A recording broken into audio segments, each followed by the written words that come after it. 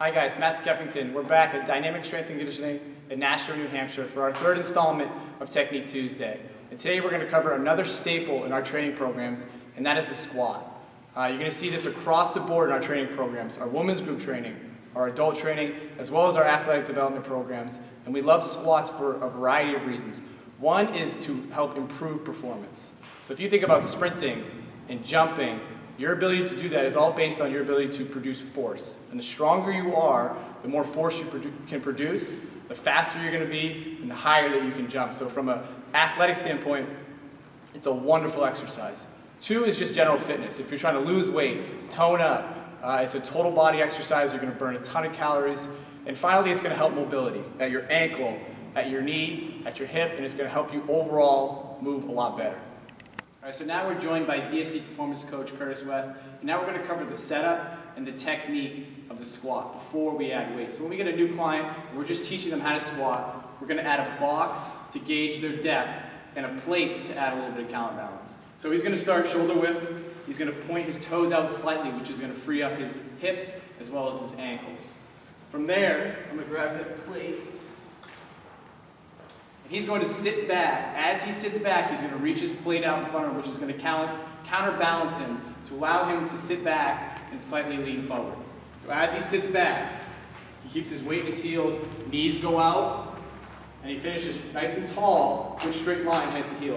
What I want you to notice is as he squats, his spine does not change. It doesn't flex, it doesn't hyperextend, it stays the same throughout. Finally, I want you to notice his torso angle. As he goes down, his torso angle from his head to his hips should match the ankle at his ankle. So now that Curtis has shown that he's mastered the body weight squat and the counterbalance squat, we're going to add load to his squat to continue to challenge his mobility as well as his strength. So if we're going to start with the kettlebell, we like to start with kettlebells because it's easier to set our clients and members up into a good position. The anterior load is actually going to turn on his abs, which is going to keep his spine and pelvis in a much more neutral position. So again, shoulder width, he's toed out, he's got his box to gauge his depth. He's going to sit back, staying in his heels. As he sits back, knees push out slightly, slight pause, and then he finishes with a little glute squeeze at the top. So if you come to the side, Curtis will hit another rep. Notice his spine position doesn't change. He has a slight lean forward, keeping all the weight in his heels. Now, if Curtis couldn't hold spine position, we would go as low as we possibly can, holding a good spine, and then come back up. So for people who lack mobility or strength, maybe we add pads so they don't have to go as deep. Over time, we're adding weight as well as depth.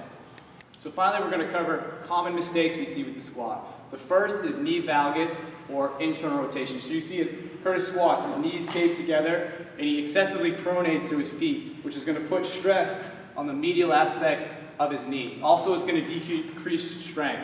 Your hips are external rotators, so you want to push your knees out to get more work from your glutes. Number two would be overextension. So Curtis is going to turn to the side. We see this a lot, which is hyperlordosis, so a big extended low back.